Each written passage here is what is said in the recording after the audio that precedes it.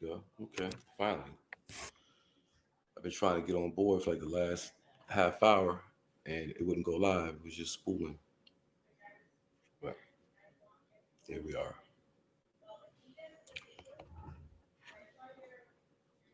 What's going on, party people? What it is?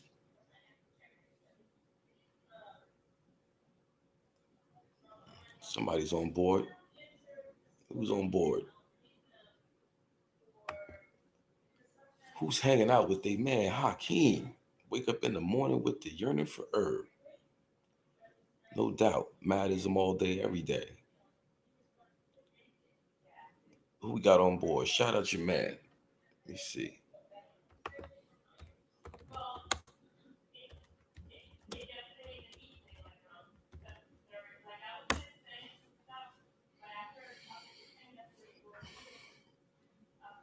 Let me go send this feed over to Facebook so we see get some more folks in the building and have a little conversation.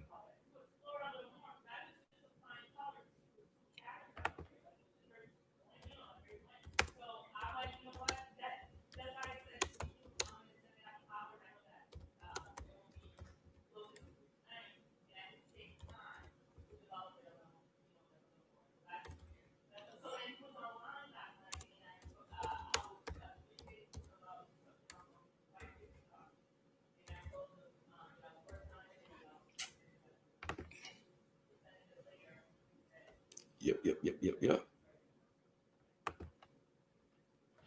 Epic noise. Peace, peace, peace. What's up? Yeah, my wife is in there. She got a little conference call going on, so she's and I think she took the lighter.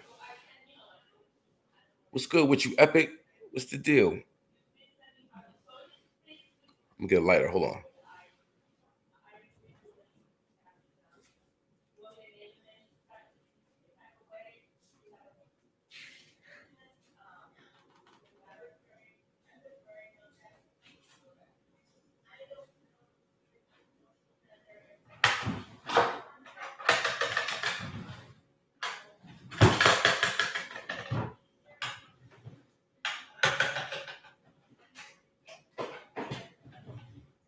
Ain't this something?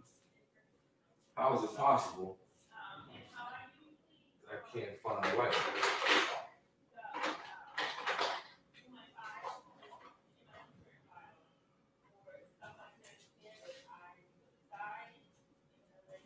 Makes no sense.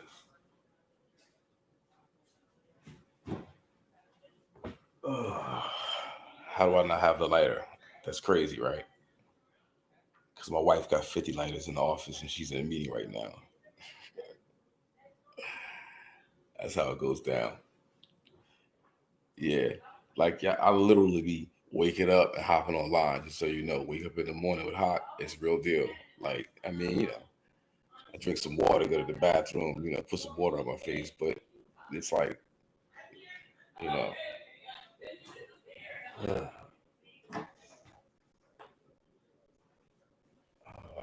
I don't know where the lighter is. Yeah, I'm trying to get a lighter on.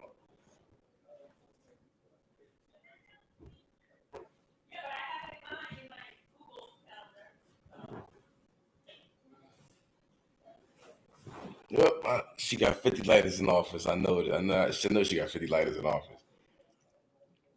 It's crazy, right?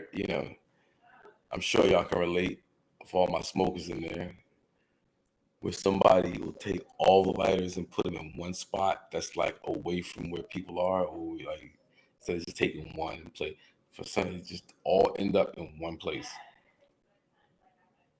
It'd be like that.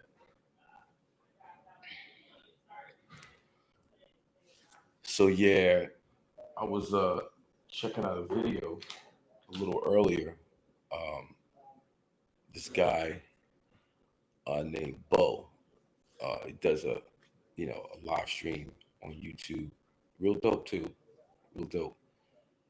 And he was talking about Trump said about the Marines of World War II who died. He was supposed to go to a cemetery and do presidents have like traditional events that they'll attend, traditional ceremonies that they'll go to. So this one, all presidents do this thing. They go to so in France, it's a big cemetery with Marines who died during this battle of it was like the Battle of Bella Wood. Um, and it was like a very important battle that's like kind of forgotten about, but it's like I think it's like one of the battles that kind of turned the tide in World War II, and the U.S. Marines did their thing, like they nailed it, like they went in and really put it down and made an impression on like the world.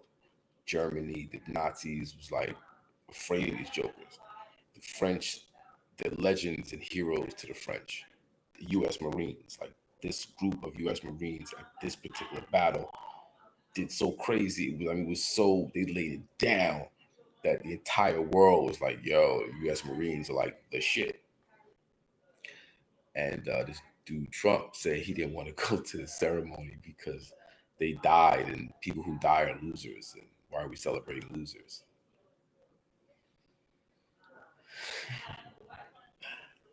Oh, yo, your man is out his mind. What is wrong with your man? This guy is fucking out his mind, yo. Like, how would you even think as a United States president? How would you even think to call Marines who died during World War II, the Marines who were responsible for turning the tide on the war? Why would you call them losers? Because he's such an idiot. He's so stupid. He's so um he's an idiot. He doesn't know anything. He doesn't know who they are. He doesn't understand the importance, the symbolism, the recognition. Um, he doesn't understand it. He doesn't care to understand. He doesn't want to understand. He doesn't need to understand. Doesn't He just doesn't understand anything. Like anything. The dude is devoid of knowledge on any level. Donald Trump is like the worst motherfucker ever, maybe. Like, I can't. I'm sure. Like, we know there are like world leaders throughout history who are responsible for like millions and millions and millions of people dying. But God, yo, 200,000 of his own people have died because of this coronavirus thing. We had 200,000 people, y'all. Now, we know there was an Ebola, we know there was a MERS, we know there was a SARS, we know there was an H1N1, we know that there were all these other viruses that had the potential of really wreaking havoc. But for some reason, it didn't go down. And, I like to think it's because of the proactive nature of the people who were in charge at the time, where they proactively got at it. They actively did the knowledge and science, and the dude doesn't believe in science. His followers don't believe in science. Yo, it's let me see, yo, Hawk Static coming through the mic. Not too crazy, but it's there. I don't know, Epic. My wife's got a meeting going on in there, so you might be hearing some of the feedback from out there. And they're doing construction on the outside of my house. That's why it's dark in here, because they got the windows, everything taped up. And I don't know if you ever saw like it's funny. There's a movie uh, about these people. A virus happens, and it's like a global pandemic, and everything gets shut down. So people have to run inside and kind of hide from the virus, one, but also from the military coming around, taking everybody out their house. Right? And so to protect themselves from the virus, people were putting plastic over all the windows, over all the doors, over all of it. Right. That's how it looks right now in my house. It's just plastic everywhere.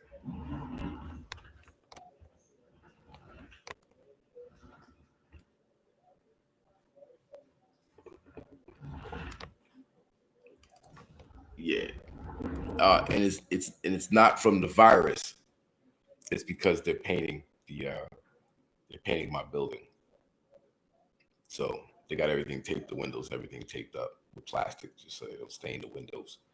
So I'm sure y'all know what that is. Y'all get it, whatever. So what's up with that? The static, is it still there? It's all good. Born Savior, what's up, brother? Peace, peace, peace, peace, peace. So yeah, we was just talking about this dude Donald Trump and then some statements he made about United States Marines. There's a ceremony that happens in France every year. It's a ceremony to honor the U.S. Marines who fought during World War II.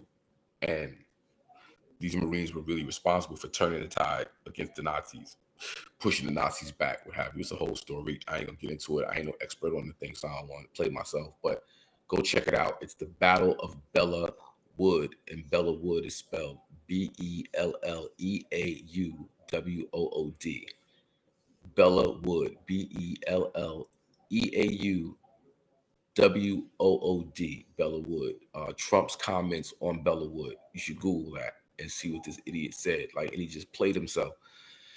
So there's a guy, he does a YouTube show. His name is Bo, real dope white boy out of Florida.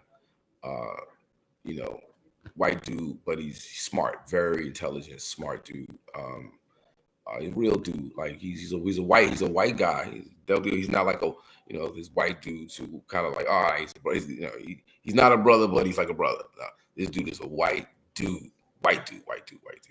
Beard, ZZ Top looking motherfucker and shit. But he's spitting bars. Like he's just, he's talking about the world, how he sees it. He has his particular slant on things, but it's honest. And anyway, he's talking about this whole Trump thing, and he's going in and he's like, the dude is just disrespectful to the army, to servicemen, to the military, and that they're veterans in all branches who are just jumping ship, who voted for him 4 years ago, but they're not going to do it now. And it's because of statements like the one he made. So he said about these U.S. Marines who turned the tide in Nazi Germany, in France during the World War II against the Nazi Germany's, he called them losers because they died. He was supposed to go to the cemetery to participate in the ceremony, and he didn't want to go to the ceremony. So he was like, what are we going to the cemetery for? If they die, who wants to celebrate losers? I'm like, come on, yo. This guy is, what's wrong with you, man? I don't know. But, that's what went down a day or two ago. So let's talk about it. What else is on the menu? Holla at your man. Say something. Let me know what's on your mind. Let's talk about it. Born Epic. What's up? I got 3 people in the building. I don't know who's there, who stayed, who's in and out. But let me know something. Talk to your man. I'm new at this thing. I don't really do this. Most of my interaction be over on Facebook, but I see I need to use YouTube more. I need to engage more on YouTube. So I figured, just get it cracking. So this is my 3rd episode. I fucked around and canceled the first one, so that's out of here. But this is my 3rd episode. Wake up in the morning with Hot. And, we're going to wake up and we're going to smoke some weed. I would be smoking right now, but my wife's got the lighters and she's on a conference call with her job, so I don't want to go in and blow up the spot for a lighter. So I got paused for the cause. But yeah, wake up in the morning. I'll get up sometime in the AM. I'm not gonna give a specific time because it'd be like that sometime. But I'll rise and shine and hop on YouTube, and you'll get the notification if you subscribe. Please, if you haven't already subscribed to the channel, subscribe to the channel. I met you on 23rd Street around 2007. Word. Wow.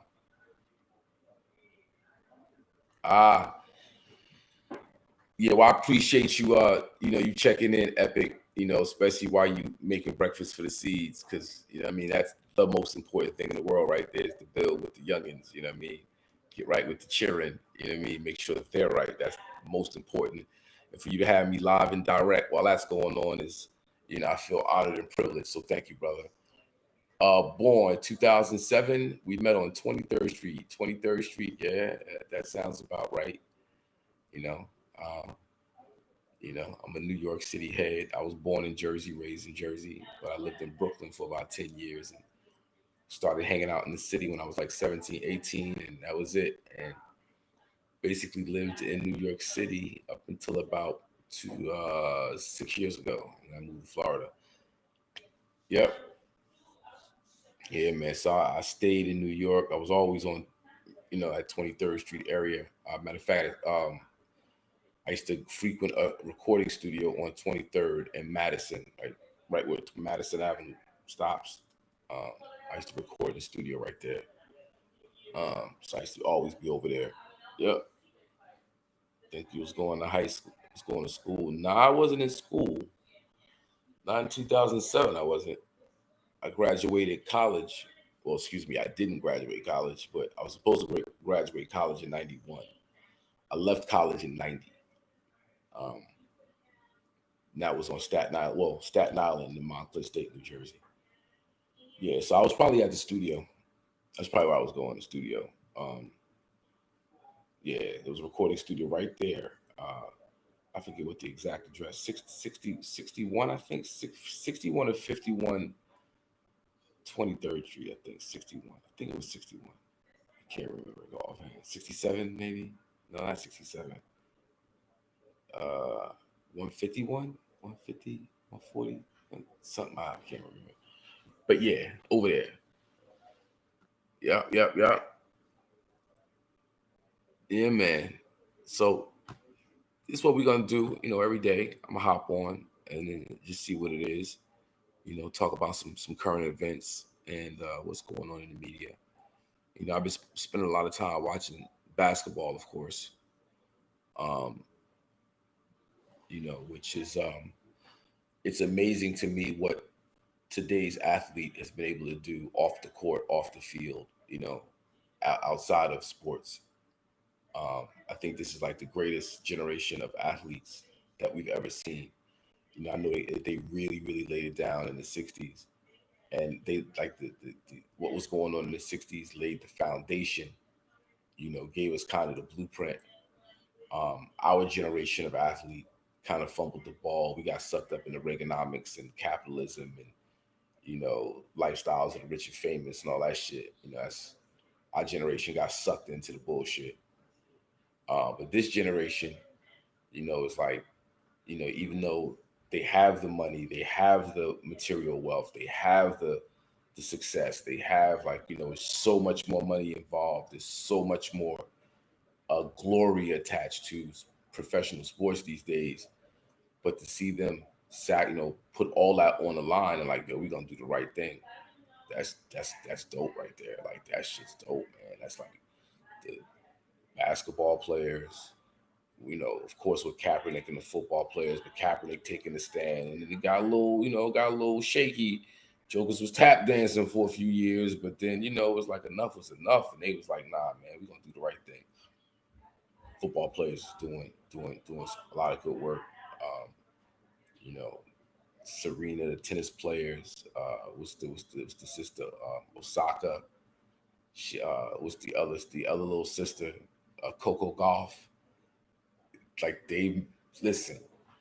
It's about doing the right thing, and we're not competing until we see changes. Heavy.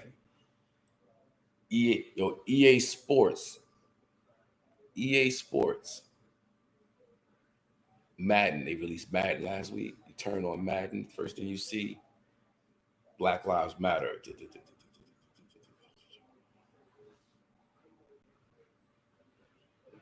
Would they do that in a full schedule season? And I don't know. The fact they did it at all.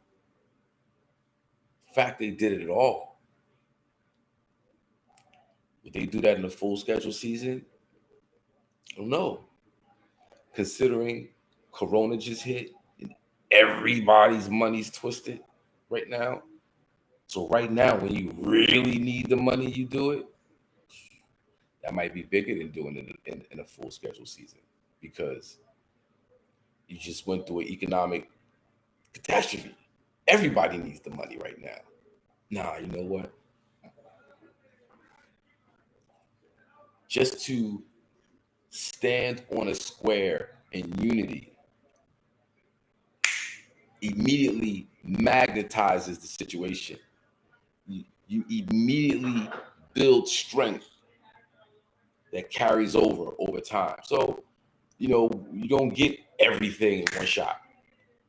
It's not how life usually works. Yeah, sometimes it works like that. Usually life don't work like that. Usually life works a step at a time. Or you push. You push. Like if you read Sun Tzu, there's there's an idea that you always want to give your opposition an out. You always want to, you never really want to totally annihilate and crush them, because then they become unforgiving, and they're more likely to hold on to things, and that bitterness and that bad taste in their mouth that you could have, but I will say that they want to get you back now. So you end up creating a bigger obstacle down the line that you didn't have to deal with if you just eased up a little bit. You know what I mean? So the idea is that, you want to, one, establish the fact that you have power. That's what just happened. Athletes right now just establish the fact that they have power. Boom. Now owners are going, listen, dude, you got a lot of money tied up in your franchise, right? You might not want to donate to Trump next time. You might want to reconsider your support of the Republican Party, right? You might want to listen. I know you give a lot to the Policemen's Benevolent Association listen, you might want to attach a little note about, reorganizing to that. It's just, they just gave themselves power. Now it's like, if we don't get what we want, we could do, right? We don't want to go down that road. Nah. Okay. Listen, last time we sat out for, we sat out and you lost X amount of money, because we looked after that last thing that we did. Well, we looked at the sheets that says that you lost XYZ money last time. This is what we found out. And they go, oh, oh, okay, you did your due diligence and your research. Okay, listen, guys, we don't want to go down that road. What do you need us to do? Well, listen, we need you to do. You don't have to just shut it down. Maybe you might have to at some point. But sometimes if you burn the bridge, or you're trying to create allyship with folks that can help you fight this bigger war, this other war. And that other war is about legislation. It's about police departments restructuring themselves, or outside forces coming in to restructure police departments. It's about, it's just so many pieces to the puzzle. It's about getting resources to social service communities, programs, getting communities real help, so they can deal with their own problems. You can feed someone, or you can teach them how to fish, they can feed themselves. If we can, maybe these owners, these advertisers that are attached to these athletic teams want to kick in more money to then direct to help people feed themselves, organize for themselves. Now I have the skills, the resources to deal with the police department in my community. I don't need somebody to come in from off the top of the mountain because the New Jersey, the whatever sports team came in, put up XYZ dollars for know your rights. Like, it's a lot of things that could go on that you don't need to just shut the league down to then to say what to do. Well, okay, now what we're gonna do? Oh, you know what? If y'all want to play like that, well, fuck y'all then. You figure it out on your own.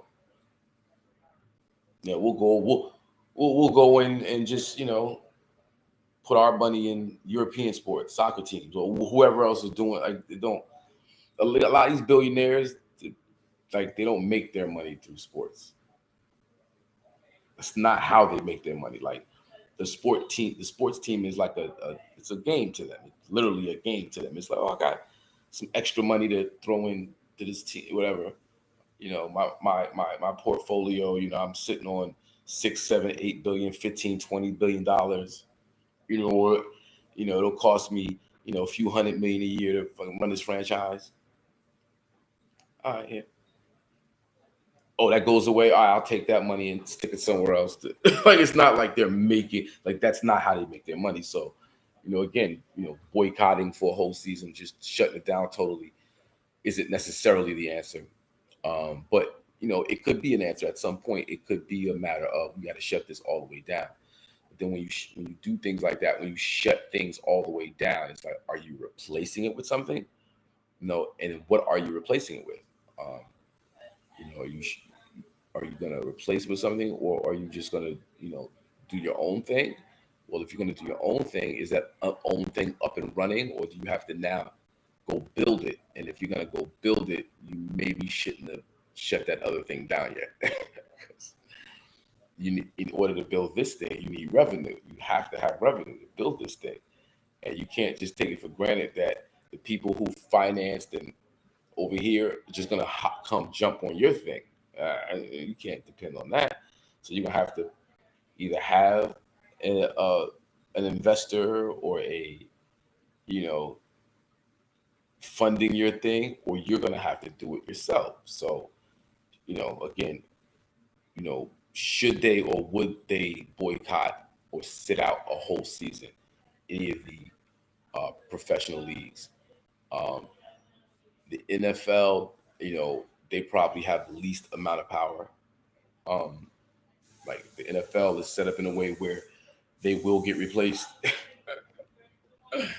Like they will get replaced. They've already shown us they will hire scabs, they will bring people in, they will put people on, and it's just a matter of whether you can watch it or not. Um, Basketball, they probably have about the most power because of their union is the way the union is structured. In MLB, their unions are much more powerful and they have way more leverage in there. So it'll be interesting. I thought what the hockey players did was awesome, considering hockey is such a you know white guy sport. And they've been known to cater to what white people want, white men want. Um, so to see the hockey players step out and take a stand, and then the NHL get behind that, that was dope. NASCAR getting behind, Bubba Wallace, that was real dope. And just the overall, the movement, though a lot of it is symbolic, a lot of it is very small steps. They're steps nonetheless. And to see this generation of athlete and entertainer and activists really push the line is beautiful to see. I'm overwhelmed with pride that people finally stood up for things that I have been shouting to the mountaintops for 25, 30 years. Be it music, be it in the street as an activist, be it as an educator, as a teacher, being just trying to get people more aware. Fuck the word woke. I don't even like the word woke, but more aware of their reality, and in ways of you know changing it for the better. You know. I think more knowledge, hip hop artists like yourself from the golden era should set up platforms like this to teach. So much to offer. Respect, respect. Well, like I said, I'm gonna do my part, and I'm gonna do this every day. And we'll talk and just chat and lock in and exchange, and feel free to comment, and share your perspectives. And and if I come off a little like as a know-it-all, I apologize. It's really just a perspective and an opinion, and we build, we share, we put the knowledge and the facts on the table, and we struggle with them, we pan out, we just try to gain understanding in the end. I mean, that's what it's about. And like that's what I'm gonna do over here on Madism. Don't forget, Madism Mondays is another YouTube platform that I have, with Focus as a co-host, and Madism Mondays is a weekly talk show. We got 10 episodes logged in already. Did some really powerful interviews with Eric Nix from Violator, Violator Entertainment, Daruba Ben Wahad, former Black Panther, co-founder of the Black Liberation Army, Ella Sensei from the Artifacts, KRS1, Sauce Money, D Dot and Ron Lawrence from the Hitmen, M1, Domingo, Thurston Howell the Third, Pete Rock. I feel like I'm missing somebody. Yeah, Grandmaster Caz and Big Jeff. So those are the first 10 weeks, the first 10 episodes. And we did them live on Twitch. And then the idea is to restream them and have them on Matters and Mondays on YouTube. So we reposted the first episode of Matters and Mondays with Eric Nix. You can check that out. We're also on Matters and Mondays on Facebook, Matters and Mondays on Twitch. So yeah, check us out over there. We're gonna start doing new episodes October 5th. We're gonna start going back live October 5th, and then every Monday for another 10 weeks, we'll have new interviews going. And yeah, that's how we're gonna do it. And that's Matters and Mondays. But every day, I'm gonna be here with you guys over here on Mattism. And it's all about the Mattism. And I also have another YouTube page too, Hakeem Green. So check that one too. Hakeem Green, Mattism Mondays are my 3 YouTube destinations. I'll be here every day, and Mattism Mondays every Monday starting back October 5th. But go over there right now, check it out, see what we got going on. Check the Eric Nix interview. I think you're gonna dig that. It's dope, real dope. We talked about Breonna Taylor, George Floyd, Ahmaud Arbery. That interview took place like right when kind of the revolution started. Right after George Floyd, we hopped to it, and then we was like in the middle of the lockdown, so we had that conversation as well. And yeah, I just appreciate you guys joining me. I got 3 heads in the building: Epic Noise, Born Savior, and somebody else who hasn't announced themselves. I don't know who they are, but they're here. I appreciate you for joining us over at Mattism. I really want to burn this weed. I can't find a lighter. Let me see if I get a lighter, man. It's gotta be a lighter right here somewhere. She can have all the lighters.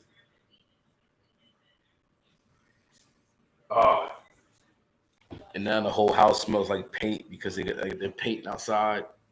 So the whole thing smells like paint right now. It's crazy.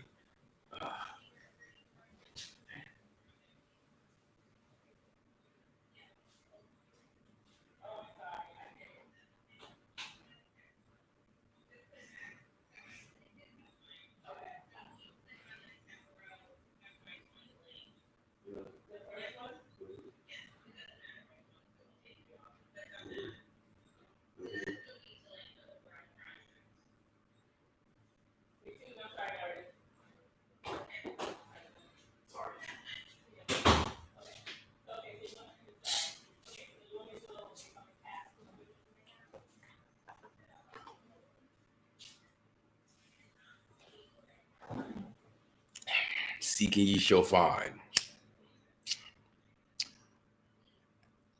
Just gotta ask.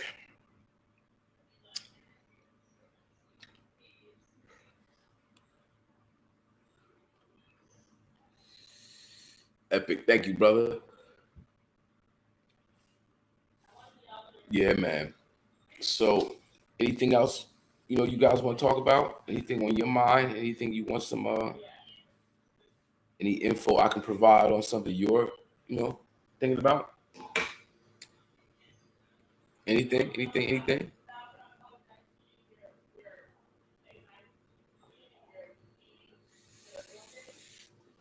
So I've been getting my writing back on too. I started writing, talking about, of course, rhymes. I'm always writing rhymes, but writing editorials, op-ed pieces for different publications. AllHipHop.com just picked up a piece I wrote on Jacob Blake and the consequence of otherism, discussing how it's kind of embedded in police to view people of color as the other, as the outside, as not truly American, as not all the way, So they're always approaching us as we are the outside, with the threat, with the enemy, with the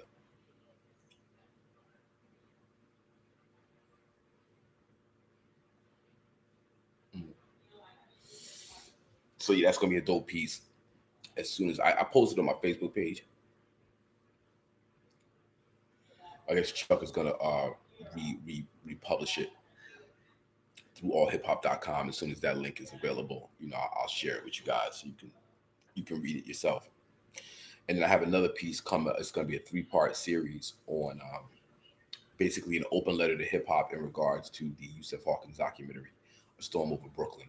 The piece is called A Dark Cloud Over Hip Hop, and that deals with how we dropped the ball, how that whole thing went down, and Patty Duke from Hot 97 been eating off hip hop for the last 24, 25 years, 30 years, after murdering Yusef Hawkins or participating in the murder of Yusef Hawkins.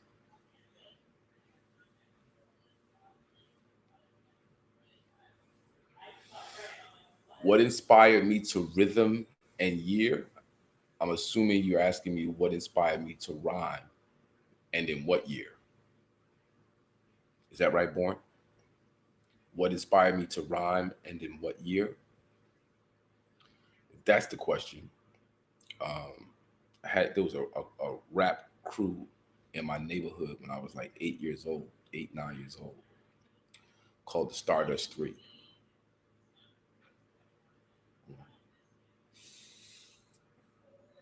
The Stardust 3 was a rap crew. Timmy, Richard, and Tiny. Buddha Black, Asiatic, and Tiny. And they was like, I was like 8, 9. They were like 10, 11, 12. And they was like, my heroes in the neighborhood back, way back in the time. That's when I first started rhyming. And I had my little nursery rhymes, a little Frankenstein rap, a little Superman rap. You know what I mean? I had like 3 raps. It was like eight bars apiece. And then, I went to high school with Naughty. I went to grade school. I went to junior high school with KG. I went to high school with all 3 of them. Me and KG was in the same class, same year. Tretch and Vinny was under me, under us, a year under us. So when and I used to be a dancer back in the day. Like I used to do like the school to scrap background dancing, like the Running Man, all that stuff. Hey babe, you finished? Oops. Running Man, all that good stuff. Sorry, I ain't forget. So yeah, that was like 1980. I used to dance for Naughty by Nature when they were the New Style from 1989-ish, 9-ish. And then I went, I was at college and I started dancing for this other chick, Princessa, who had this hit, Show Me How to Dance, with this Austrian group. I was like a background dancer for her. And we was out in Texas, sitting in limo, and then OPP came on. I'm like, oh shit. And I was like, all right, cool. All right, it's time for me to start writing them rhymes. That was 1991-ish. That was 1991. That's when I started getting serious about writing rhymes. I got serious. Father Ja, he said y'all killed the PBS special on the dance tip back in the day. Wait a minute, I'm not familiar. What's that? I got to put me on. Father Ja said that y'all killed the PBS special on the dance tip back in the day. You got to put me on, brother. I'm not knowing, and I would love to see this. Anytime you see yourself as a youngster, you know what I mean? Doing things that you can only dream about at the present moment. I want to see that. Yeah, so what inspired me? So that's what it was, Born. It was the neighborhood. It's what we was doing. Hip hop was live and direct. Hip hop was happening. Jokers was rhyming. First, no, that's not true. There was the parties in Raleigh Park. Old Disco, DJ Police used to do these parties, right? And it'd be from Jersey, so definitely house music was, before we called it house music, it was house music. Before we called it hip hop, it was hip hop. We didn't call it that. It's just what we was doing. So Jokers was rapping, Jokers was breakdancing, Jokers was doing graffiti. This is what we was doing. I wanted to be like the older cats. So there it was. I remember when Rapper's Delight came out in 1979.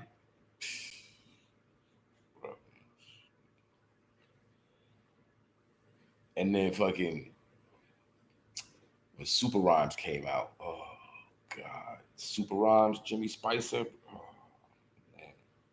When Super Rhymes dropped, there was like nothing like it. It was nothing like it in the world, yo. Super Rhymes, 14 minutes and something seconds long, 2 stories, just really no hook, just rhymes, stories, legendary story. Like just Jimmy Spicer, rest in peace. He passed away last year. Rest in peace, Jimmy Spicer. One of the legends, one of my favorites of all time, no doubt. He said, "Yo, I seen the joint where y'all were killing it on the B-boy tip. Professor Griff's old dancers showed me." Really? I gotta see this, man. So there's a video. Um, it's an old.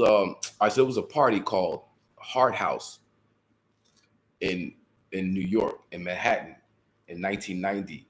Uh, DJ Basil, DJ Mansky were the house DJs. Voodoo Ray was the host, and we would go. I mean, this is every Thursday.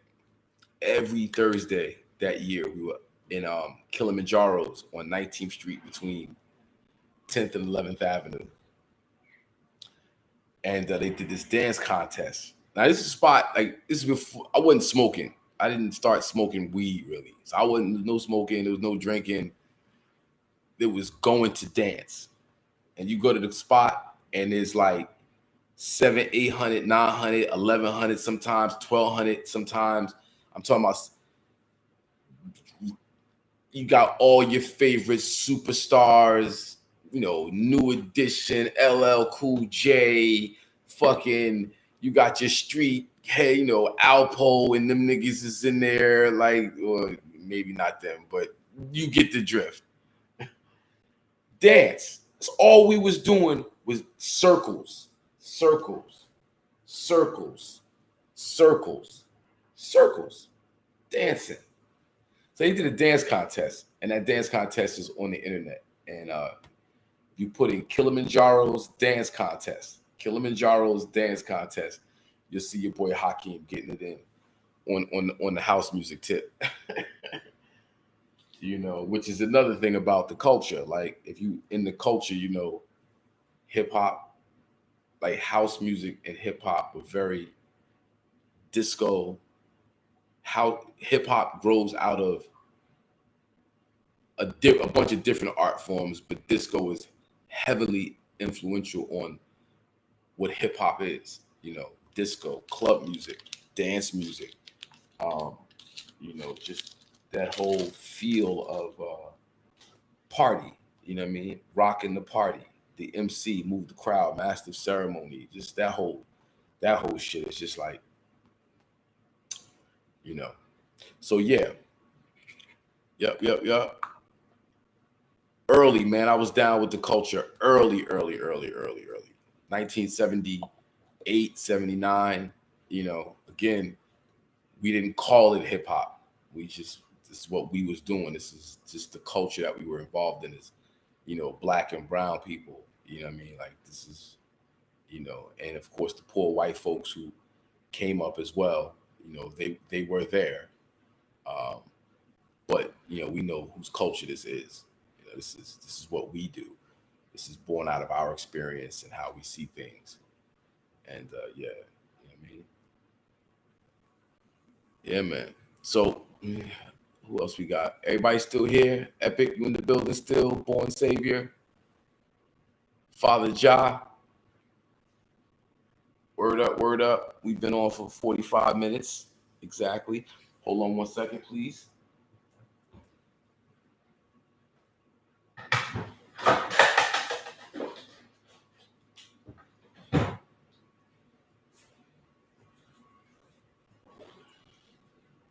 Uh-huh.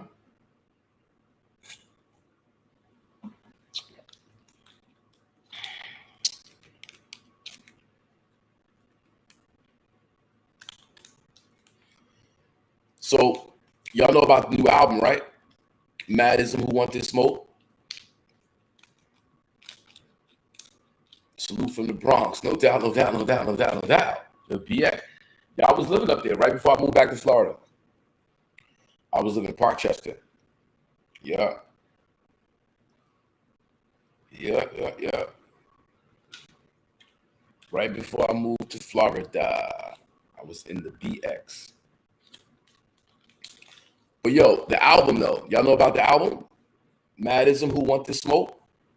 Featuring KRS-One, General Steel, Tretch, Naughty by Nature, Do It All from Lords of the Underground, Keith Murray, Drez from Black Sheep, Sadadex from Brand Nubian, Thurston Howell III, Weedham Zoes, Carl Thomas. New album. Y'all know about the new album? All your favorite streaming platforms, Spotify, Apple, Tidal, all that. Or you can go to the website, madism.info, and you can cop the whole album for $420. Get that direct sale. Build with your man. We also got the merchandise, Madism, the t-shirts, got that going on. So that's the site, madism.info. But if everything goes all right, hopefully in October, I'll be relaunching. You know, so the site will look way. I mean, look, it's cool now. It's cool now. It's just something to have right now. It's over there. Go check it out. But when we relaunch in October, it's going to be dynamic. It's going to be dynamic. So stay tuned for the relaunch next month. It's going to be dynamic. Trust me. But Madism.info, where you can cop the album Madism, Who Want This Smoke, featuring KRS-One, General Steel from Smith & Wesson, Tretch from Naughty by Nature, Do It All from Lords of the Underground, Keith Murray, Drez from Black Sheep, Sadadex from Brand Nubian, Thurston Howell III, Carl Thomas, my niggas. Carl Thomas. Hot album. Weedham Zoes. Let me know how y'all feel. Cop it. I'll be back here tomorrow. And I'm going to need y'all to, give me y'all review. What y'all feeling? What's the next single? Oh, check the single. I Believe, Put It in the Air, featuring Carl Thomas. You can actually, if you go to this page here, the video is, it's in the thread. I Believe, Put It in the Air.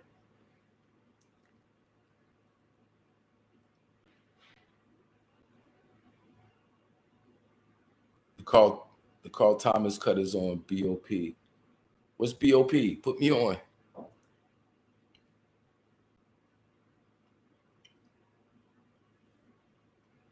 What's BOP? I'm not knowing. Put me on. Excuse the ignorance, God. I'm not knowing.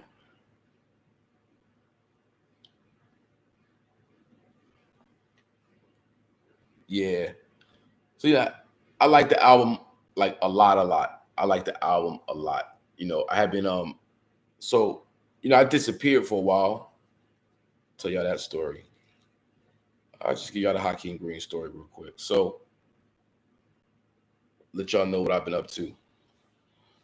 So after Madism, after the first album, Capitol shut down their black music department. And EMI, which was the sister label, picked up Channel Live, Tracy Spencer, and Portrait. That happened because there was a bigger restructuring taking place. The board of directors at the companies were actually selling their assets to Virgin. So we got caught basically in a business shuffle. We recorded a second album, but it never came out because of that shuffle. We got dropped. We went to Flavor Unit in 2000. Flavor Unit picked us up. Actually, in 99, we dropped the album in 2000 called Armageddon with Carl Thomas, Benny Boom as a rapper, Black Rob, Queen Latifah, Method Man, and others. Mike City, who wrote and produced I Wish for Carl Thomas, produced most of that album. That kind of jumped his career off. The I Wish I Never Met Her song came out of that relationship or that coming together.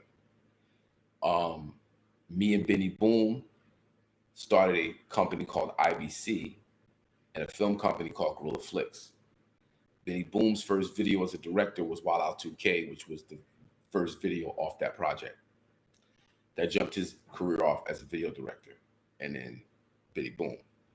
Carl Thomas, Tuffy went out west to manage Mike City. I stayed out east with Benny to do all that stuff. In 2007, I started managing artists, developing artists. I got a couple artists signed, never came out, but got them signed. And then in 2007, got back with Chris, and we started the Stop the Violence movement as a nonprofit. I ran that for about 1.5 years, 2 years. We did a project called Self-Construction with Nelly, Buster, Neo, Red Meth, Talib Kweli, Rod Digger, Rocket T from Dilated Peoples.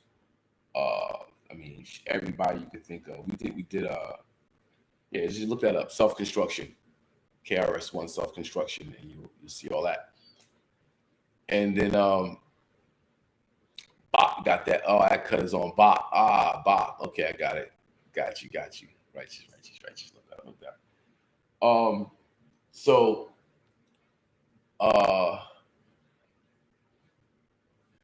So Chris and KRS. So Stop the Violence movement. I left Stop the Violence movement. I went to Newark. And started a company called 24 Hours of Peace to support Raz Baraka's initiative on violence, public health. Violence is a public health issue. Created a company called 24 Hours of Peace. Been doing that for the last 10 years.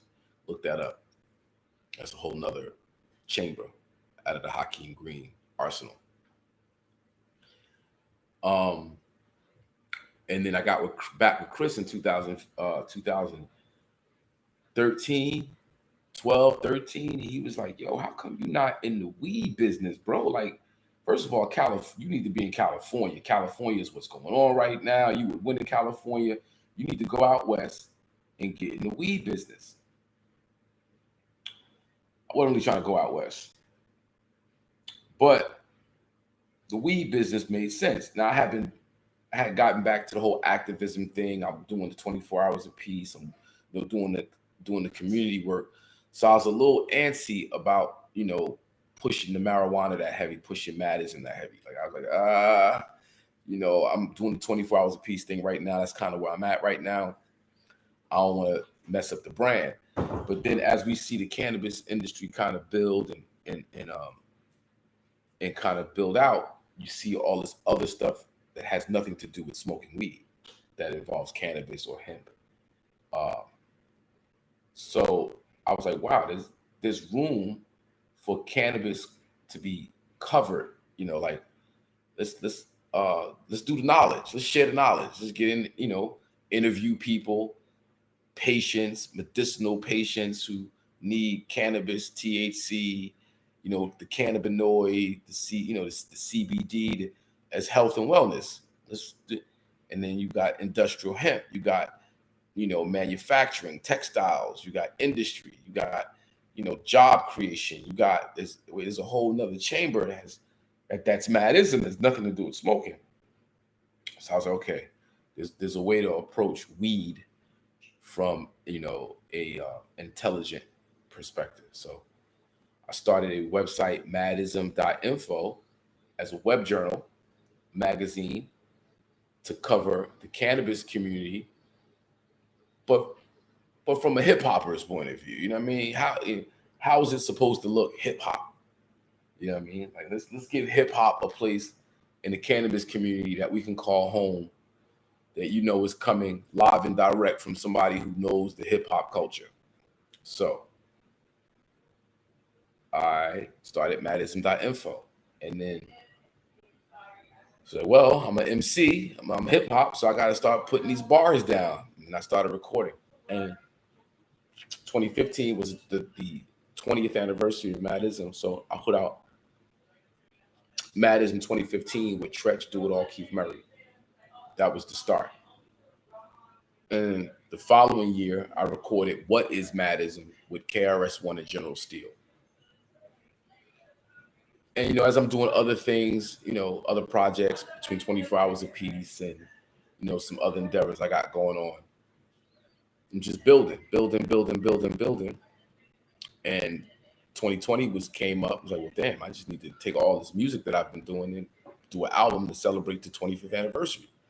So on 420, this past 420, I celebrated the all year I am, but the 25th anniversary of the release of Madism with the album Madism Who Want to Smoke, featuring everybody I mentioned earlier. And I kicked off Madism Mondays with Focus and with 10 episodes deep. And, you know, we're just going to continue to build out this Madism brand, this Madism platform, so we can give the good people on our vibe, on our vibration, you know, something that they could build with, something they could pull off of, you know what I mean? So that's what we doing. Madism, truth historian. What up, brother? What up? Yep.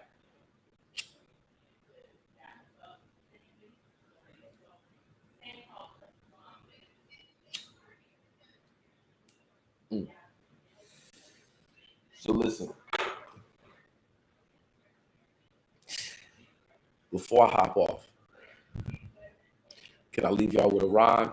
If I could leave y'all with a rhyme, you know, let me know. If I don't see nothing, I ain't gonna say nothing, because I ain't gonna play myself. But if y'all interested in a rhyme, I can spit one for you. Let me know. I'll figure it out from there.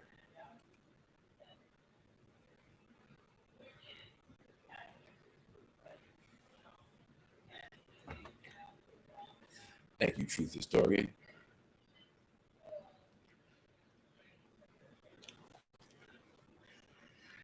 If pimping ain't easy, what the fuck is revolution? Rappers be spitting straight noise pollution. Here's a clean glass of water. I'll show you how to eat to live. What goes around comes. Let me show you how to give.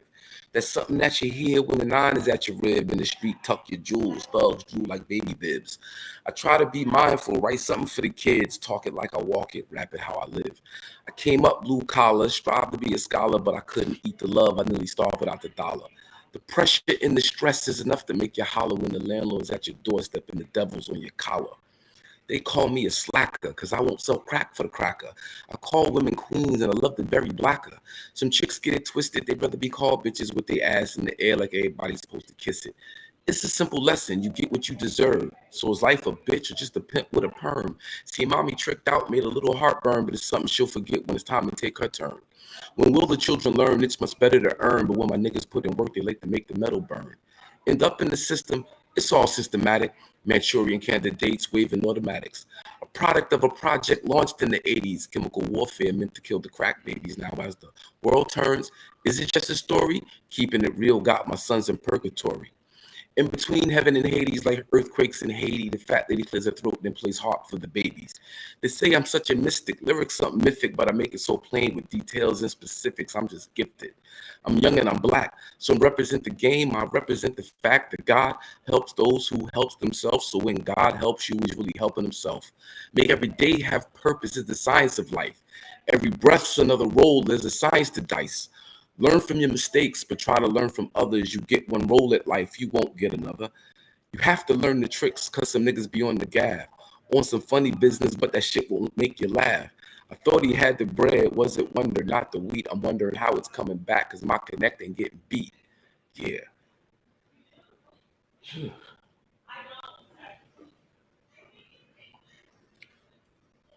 Little something.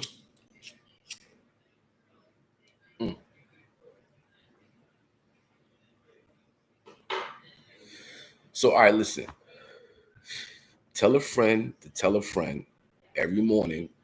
Wake up with Hakeem. We're gonna do this every day.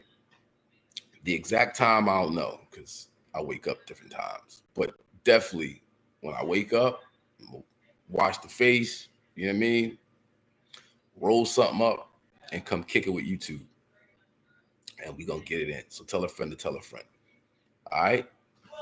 Peace to the gods and the earths. We out of here.